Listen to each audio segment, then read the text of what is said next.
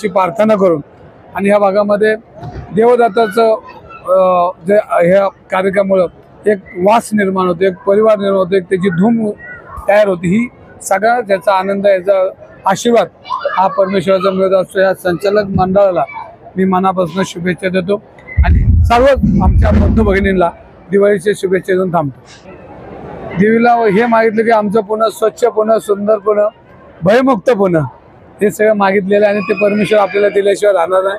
काय शेवटी भय पाय जे गुन्हेगारीचं पुणे ही परिस्थिती निर्माण होत चालली, ही थांबली पाहिजे हे देवीला मी आणि कालिका माता आहे त्यामुळं चुकीच्या लोकांचा संहार केलेला आहे, तिने राक्षसांचा संहार केला। ते राक्षस रूपी काही लोक असतात त्यांचा संहार या मातेच्या रूपाने झाला। काय सांगतात?